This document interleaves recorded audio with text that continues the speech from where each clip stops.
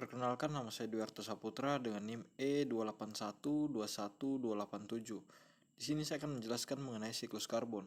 Siklus karbon adalah proses alamiah di mana karbon bergerak melalui atmosfer, tanah, tumbuhan, hewan, dan samudra. Mari kita selami siklus ini. Apa itu siklus karbon? Siklus karbon adalah perpindahan karbon dari suatu tempat ke tempat lain melalui berbagai proses seperti fotosintesis, respirasi, dekomposisi, dan pembakaran. Proses ini penting untuk menjaga keseimbangan suhu di bumi. Sumber karbon, sumber alamiah. Kebanyakan karbon di alam berasal dari proses respirasi, dekomposisi organik, dan aktivitas vulkanik. Yang kedua, antropogenik. Kegiatan manusia juga menyumbang emisi karbon melalui pembakaran bahan bakar fosil, pembakaran hutan, dan polusi industri.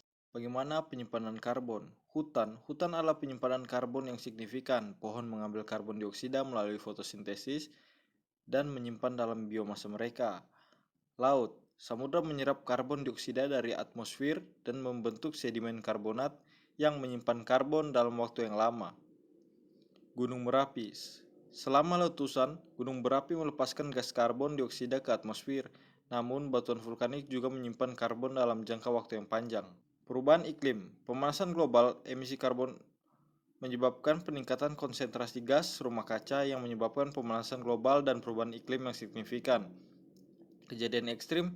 Perubahan iklim juga berkontribusi pada kejadian ekstrim seperti kekeringan, banjir, dan badai yang semakin sering terjadi dan semakin parah. Perubahan iklim juga mengakibatkan kehilangan habitat. Peningkatan suhu laut akibat pemanasan global menyebabkan pemutihan karang dan kerusakan ekosistem laut yang sangat parah. Dampak aktivitas manusia. 1. Pembakaran bahan bakar fosil. Emisi dari kendaraan bermotor dan pembangkit listrik berbasis fosil menjadi penyumbang utama emisi karbon dioksida. Kedua, pembalakan hutan. Penebangan hutan yang tidak terkontrol menyebabkan degradasi lingkungan dan hilangnya habitat serta penyimpanan karbon. Ketiga, industri pertanian. Pertanian intensif dan penggunaan pupuk sintesis menyebabkan pelepasan gas metana dan nitrogen oksida yang berkontribusi pada efek rumah kaca. Adapun solusi untuk mengurangi emisi karbon, yaitu dengan energi terbarukan, memanfaatkan energi angin, surya, dan air untuk mengurangi ketergantungan pada energi fosil.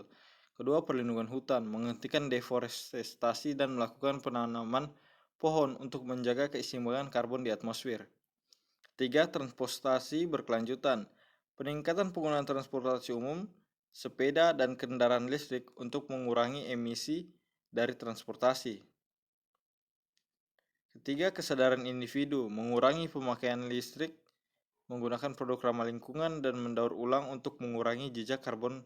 Adapun pentingnya siklus karbon bagi kehidupan. Karbohidrat dan lemak, sumber energi bagi makhluk hidup, tercipta melalui siklus karbon melalui proses fotosintesis. Tumbuhan yang tumbuh melalui proses fotosintesis juga menyediakan oksigen yang diperlukan untuk pernapasan hewan. Siklus karbon menjaga keseimbangan suhu di bumi melalui penyerapan dan pelepasan karbon dioksida. Karbon menjadi bahan bakar pembangun organik yang penting bagi kehidupan dan menjaga keanekaragaman hayati. Ya, di situ sekian pemaparan presentasi mengenai siklus karbon. Kurang dan lebihnya saya mohon minta maaf. Terima kasih.